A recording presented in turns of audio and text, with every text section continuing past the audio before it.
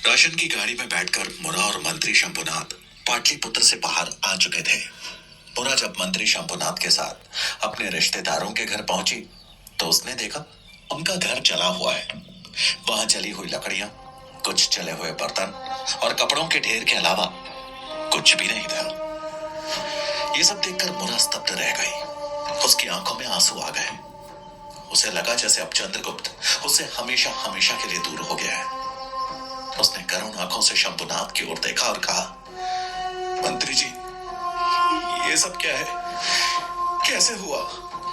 किसने किया होगा ये? लगता है किसी को हमारे आने की सूचना हो गई और उसने इस घर को आग लगा दिया। मंत्री शंभुनाथ राख के ढेर को गौर से देखते हुए बोले, देवी मुरा, परेशान ना हो। राख का ये ढेर 1 या 2 दिन पहले का नहीं लगता। ऐसा प्रतीत होता है कि इसे जले 1 मास से भी ज्यादा हो गया है।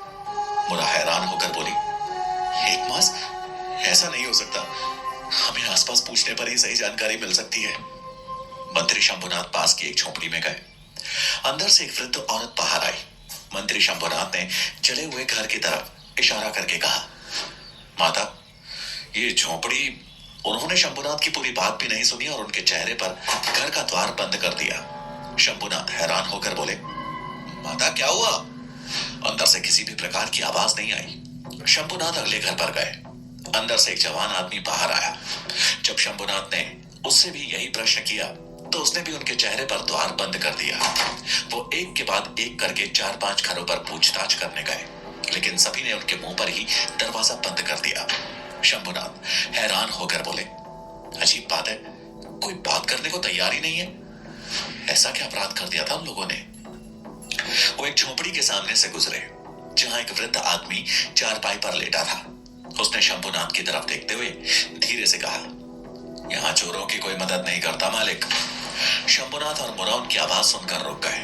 मुरा हैरान होकर बोली, चोर? मेरे रिश्तेदार चोर नहीं थे। शंभुनाथ ने उस वृद्ध आदमी से पूछा, बाबा, मैं समझा नहीं, आप कहना क्या चाहते हैं? वे चोर नहीं हो सकते। पास जाने पर उस वृद्ध आदमी ने एक नजर मंत्री शंभुनाथ को ऊपर से नीचे देखा, फिर पूछा, आप हैं कौन? इस गांव के तो नहीं लगते। मंत्री शंभुनाथ बोले, बाबा, हम उनके रिश्तेदार हैं जिनका वो जला हुआ घर है। बहुत दिनों बाद उनसे यहां मिलने आए तो घर का ये हाल देखकर मन विचलित हो गया। उस वृद्ध आदमी ने कहा, हुजूर, घर की चोरी का इल्जाम था उन पर। 1 मास से ज्यादा हो गया है जले हुए इस घर को। मैंने चलते तो नहीं देखा घर को। उस दिन मैं बाजार में था, लेकिन कानों सुनी खबर है कि आपके रिश्तेदारों ने बहुत दिनों से राजा को कर नहीं दिया था, इसलिए मगध के सैनिकों ने घर को जला डाला और सभी लोगों को घसीटते हुए नगर ले गए। शंभुनाथ बोले, बाबा, तो फिर वो लोग चोर कैसे हुए? अगर उनके पास कर चुकाने के लिए कुछ राशि या धन नहीं होगी तो वो कर कैसे चुकाते? उस वृद्ध आदमी ने कहा, सैनिक बोल रहे थे कर चोरी सबसे बड़ा पाप है। उन लोगों ने मगध के कर की चोरी की है और मगध हमारा है, इसलिए वो हमारे लिए भी चोर ही हुए। बोलते हुए वो खांसने लगे। मुरा ने पानी का पात्र उनके सामने करते हुए कहा, बाबा, पहले पानी ग्रहण करें। उनके पानी पी लेने के बाद मुरा बोली, बाबा, कोई और बात बता सकते हैं उन लोगों की? उस वृद्ध आदमी ने हाथ जोड़ते हुए कहा, आप भले लोग लगते हैं, लेकिन इससे आगे मैं आपकी कोई मदद नहीं कर सकता। अगर आपने यहां और समय व्यतीत किया और किसी सैनिक ने देख लिया तो हमें भी चोर समझा जाएगा। आप यहां से शीघ्र प्रस्थान करिए। दोनों ने उस वृद्ध आदमी के पास से जाना ही उचित समझा। दोनों वापस चली हुई झोपड़ी के पास आए। मंत्री शंभुनाथ ने बड़बड़ाते हुए कहा, मेरे अनुमान से अभी वो पाटलिपुत्र में ही होने चाहिए। वृद्ध आदमी की बातें सुनकर मुरा का चेहरा उदास हो गया था। वो बोली, अब लगता है चंद्र का पता लगाना नामुमकिन है। वही तो हमारी आखिरी आस थे। उन्हें तो मार भी दिया होगा मगध के सैनिकों ने। अब हम किससे पूछें? मुरा वहीं एक जली हुई लकड़ी पर बैठ गई। उसकी आंखें एक बार फिर डबडबा गई थी। मुरा की हालत देखकर मंत्री शंभुनाथ बोले, ये वक्त आंसू बहाने का नहीं है। शायद आपको ज्ञात नहीं, पिछले 2 मास से कर न देने वाले किसी भी व्यक्ति को मृत्युदंड नहीं दिया गया है। ये सुनते ही मुरा के उदास चेहरे पर एक बार फिर से उम्मीद के भाव उभर आए। वो बोली, इसका अर्थ है कि वो भी जीवित है, लेकिन वो कहां होंगे, हम उन्हें कैसे ढूंढेंगे? मंत्री शंभुनाथ उसकी हड़बड़ाहट देखकर बोले, शांत शांत, हमें संयम से काम करना होगा। उनको या तो काल कोठरी में डाल दिया गया होगा या फिर राजसी गुलाम बनाकर पाटलिपुत्र में कहीं रखा होगा। ये सुन मुरा के अंदर एक बार फिर से आस जग गई थी चंद्रगुप्त को ढूंढने की। मंत्री शंभुनाथ बोले, हमें अब वापस पाटलिपुत्र चलना चाहिए, वहीं हम आपके रिश्तेदारों का पता करेंगे। अब आगे की राह आसान नहीं होने वाली है, हमारे सामने दोगुनी मुश्किलें आने वाली हैं, इसलिए हमें दोगुनी शक्ति से लड़ना होगा। मुरा अपने अंदर का आत्मविश्वास जगाते हुए बोली, मंत्री जी, मैं अपने पुत्र चंद्र की खोज के लिए किसी भी मुश्किल और परिस्थिति का सामना करने के लिए तैयार हूं, चाहे फिर सामने यमराज ही क्यों ना आ जाए। मंत्री शंभुनाथ बोले, तुम्हारा यही आत्मविश्वास हमारे आगे का रास्ता प्रशस्त करेगा। दोनों ही उस गांव से पाटलिपुत्र के लिए प्रस्थान कर गए। वहीं तक्षशिला में अपने कक्ष में वापस लौटने के साथ ही गजानन ने पब्बत और वीरसेन को अपने कक्ष में बुलवाया। कुछ ही समय बाद दोनों उनके कक्ष में आ पहुंचे। आचार्य गजानन अपने कक्ष में टहल रहे थे। उनके चेहरे पर परेशानी साफ दिख रही थी। पब्बत और वीरसेन ने कक्ष में आते ही कहा, प्रणाम आचार्य, आपने हमें बुलाया? गजानन उन दोनों की तरफ देखते हुए बोले, क्या तुम दोनों को ज्ञात है कि मालकेतु के पैर में लगा बाण किसका था? पब्बत हैरान होकर बोले, नहीं आचार्य, हमें कैसे ज्ञात होगा? आचार्य गजानन तुरंत बोले, सूरजमल का। वो बाण सूरजमल का था, मैंने वैसा ही बाण आज उसके पास देखा। ये सुनते ही पब्बत गुस्से में बोला, सूरजमल, मैं उसे नहीं छोड़ूंगा। उसकी हिम्मत कैसे हुई मेरे अंगरक्षक पर बाण चलाने की? गुस्से में वो उस कक्ष से बाहर निकलने ही वाला था कि आचार्य गजानन ने उसका हाथ पकड़कर रोकते हुए कहा, गुस्सा करने का यह समय सही नहीं है पब्बत। अगर हमने अभी अपना आपा खो दिया तो नुकसान हमारा ही है। राजकुमार पब्बत हैरानी में बोला, आचार्य, आप ये क्या कह रहे हैं? अगर हमने अभी सूरजमल को दंड नहीं दिया तो हम कायर समझे जाएंगे। हम पीछे नहीं हट सकते आचार्य, अन्यथा हमारी चुप्पी हमारी कायरता समझी जाएगी। आचार्य गजानन संयम रखकर समझाते हुए बोले, क्या तुम्हें ज्ञात है कि आचार्य चाणक्य की कोई भी योजना हमेशा सफल कैसे होती है? पब्बत और वीरसेन एकटक आचार्य गजानन का चेहरा देखने लगे। गजानन बोले, धैर्य, संयम और इच्छा शक्ति से वो अपनी योजना पर डटे रहते हैं और संयम बनाए रखते हैं। मुझे तुम लोगों से भी यही उम्मीद है। इसी प्रकार हम अपनी योजना में सफल हो सकते हैं। पब्बत ने हैरान होकर कहा, आचार्य, परंतु योजना क्या है? हमें तो कुछ भी ज्ञात नहीं। आचार्य गजानन समझाते हुए बोले, हमारी योजना है चंद्रगुप्त के सुरक्षा घेरे को तोड़ना। चाणक्य, सूरजमल और सुकेतु उसकी वो दीवार है जो उसे सुरक्षा प्रदान करती है और हमें इसे ही तोड़ना है। वीरसेन बोला, आचार्य चाणक्य की सुरक्षा को तोड़ना नामुमकिन है, ये कैसे संभव होगा?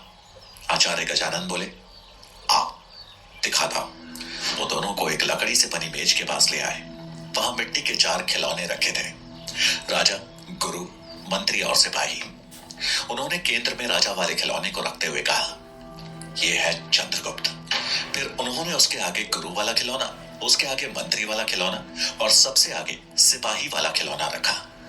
वो इशारा करते हुए बोले, चंद्रगुप्त के आगे चाणक्य और उनकी नीति और योजनाओं का सुरक्षा घेरा है, उनके आगे सूरजमल के अस्त्र शस्त्र का और सबसे आगे सुकेतु का।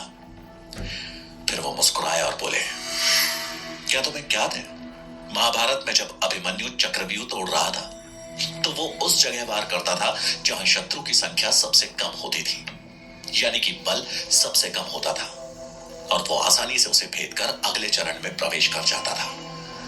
उसी प्रकार हमें भी उस कमजोर कड़ी को ढूंढना है, और वो है सुकेतु। पब्बत ने आचार्य गजानन की बात को पूरा किया और सुकेतु के प्रतीक चिन्ह वाला खिलौना नीचे गिरा दिया। आचार्य गजानन बोले, अगर हमने सुकेतु को फंसाने की योजना बनाई तो सूरजमल उसे बचाने पीछे अवश्य आएगा और फिर उनके पीछे स्वयं आचार्य को आना ही होगा। वीर सिंह खुश होते हुए बोला, मेरा भी यही विचार था। सुकेतु पर ही हमें सारा ध्यान केंद्रित करना होगा, लेकिन हम ये कैसे करेंगे आचार्य? गजानन बोले, इसका भी उपाय है मेरे पास। पप्पा तुरंत बोला, आचार्य शीघ्र बताएं, अब और धैर्य नहीं रखा जा रहा मुझसे। वीरसेन हंसते हुए बोला, संयम राजकुमार संयम। अभी तो आचार्य ने बताया कि संयम के बिना काम बिगड़ भी सकता है। पपत ने घूर कर वीरसेन को देखा तो वीरसेन चुप हो गया। गजानन अपनी योजना समझाते हुए बोले, आज आचार्य चाणक्य की कक्षा है।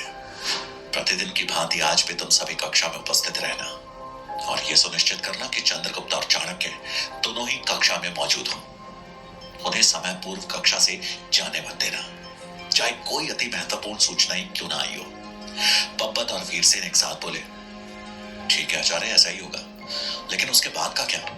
गजानन बोले, बाद का मुझ पर छोड़ दो, मैं बाहर से स्थिति को नियंत्रित करूंगा। पब्बत और वीरसेन गजानन की बात से सहमत हो उन्हें प्रणाम कर वहां से निकल गए। एक तरफ जहां सुकेतु को फंसाने के लिए जाल बिछाया जा रहा था, वहीं दूसरी तरफ चाणक्य, चंद्रगुप्त, सूरजमल और सुकन्या एक कक्ष में मंत्रणा कर रहे थे। चाणक्य सुकन्या से बोले, पुत्री, तुमने डकैतों के खेमे में जाकर वहां हलचल तो मचाई ही, साथ ही आचार्य गजानन के मन मस्तिष्क में भी हलचल पैदा कर दी है। परिणाम स्वरूप उन डकैतों ने अब तक वो स्थान छोड़ दिया होगा और यहां आचार्य गजानन तुम्हारे स्थानांतरण की योजना बना रहे होंगे। ये सुनकर सुकन्या मायूस हो गई और बोली, आचार्य, मैं अपनी गलती की क्षमा पहले ही मांग चुकी हूं, लेकिन आचार्य गजानन, उन्हें देखकर तो नहीं लगता कि उन्हें मुझ पे किसी प्रकार का संदेह है। चाणक्य बोले, पुत्री, भले ही आचार्य गजानन ने जाहिर नहीं होने दिया कि उन्हें तुम पर संदेह है, लेकिन बिना किसी संदेह के वो यहां तक नहीं पहुंच सकते थे। मुझे आज गुप्त सूचना मिली है कि वो किसी योजना पर काम कर रहे हैं।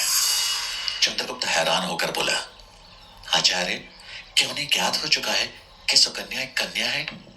आचार्य चाणक्य बोले, मैं ये किसी दावे के साथ तो नहीं कह सकता, लेकिन कुछ तो है जो अच्छा नहीं होने वाला है। जब कोई जहरीला सांप किसी के पास से बिना काटे ही गुजर जाए तो समझ जाना चाहिए कि वो अपने जहर की तीव्रता को बढ़ा रहा है। वो सुकन्या को समझाते हुए बोले, पुत्री, तुम्हें सतर्क रहने की जरूरत है। आचार्य गजानन वही जहरीला सांप है जो एक बार बिना काटे तुम्हारे पास से गुजर चुका है। सुकन्या सहमते हुए बोली, जी आचार्य, मैं पूरी कोशिश करूंगी।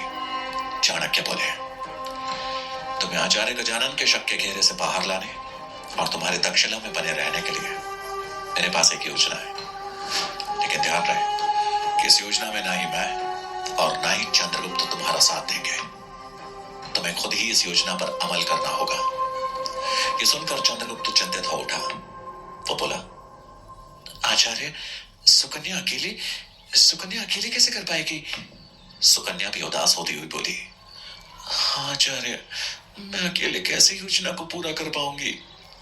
चाणक्य समझाते हुए बोले, स्त्री जब पहली बार गर्भ धारण करती है तो 9 महीने की यात्रा के दौरान वो धीरे धीरे उस दर्द की आदी हो जाती है जिसे कोई भी पुरुष कभी झेल नहीं सकता। वो प्रसव पीड़ा के असहनीय दर्द को भी हंसते हुए सह जाती है और ऐसा सिर्फ स्त्री ही कर सकती है।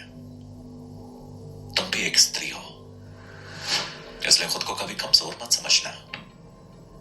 खुद पर अगर विश्वास हो तो वो सभी योजनाओं को हल कर सकती है। सुकन्या खुद को हिम्मत देते हुए बोली, जी आचार्य, मैं कोशिश करूंगी कि आपको निराश न करूं। चाणक्य भी हिम्मत बंधाते हुए बोले, लगातार कोशिश तुम्हें अवश्य सफल बनाएगी। मुझे तुम पर पूर्ण विश्वास है।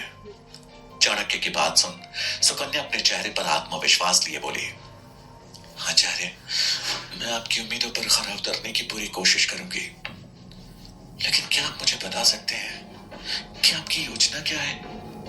ये सुन चाणक्य ने अपनी दृष्टि सूरजमल की ओर कर दी और सूरजमल के चेहरे पे एक रहस्यमयी मुस्कान बिखर गई। एक और जहां चाणक्य आचार्य गजानन के संदेह को दूर करने के लिए नई योजना का निर्माण कर रहे थे, वहीं दूसरी ओर आचार्य गजानन अपनी योजना पर कार्य कर चुके थे। कुलपति के कक्ष में आचार्य गजानन उनके सामने बैठे थे। तभी उस कक्ष में आचार्य श्वेतांक आए और कुलपति को प्रणाम करते हुए बोले, आचार्य आपने मुझे बुलाया? कुलपति बोले, हाँ आचार्य श्वेतांक, आपसे एक मंत्रणा करनी है। कृपया कक्ष का द्वार बंद कर दे। आचार्य श्वेतांक के कक्ष का द्वार बंद करते ही कुलपति ने उन्हें गजानन के बगल में बैठने का इशारा किया और बोले, आचार्य गजानन को एक कार्य हेतु आपका साथ चाहिए। आचार्य श्वेतांक ने गजानन की तरफ प्रश्नवाचक दृष्टि से देखा और बोले, मेरा साथ? लेकिन कार्य क्या है आचार्य गजानन? कुलपति बोले, मैं बताता हूं।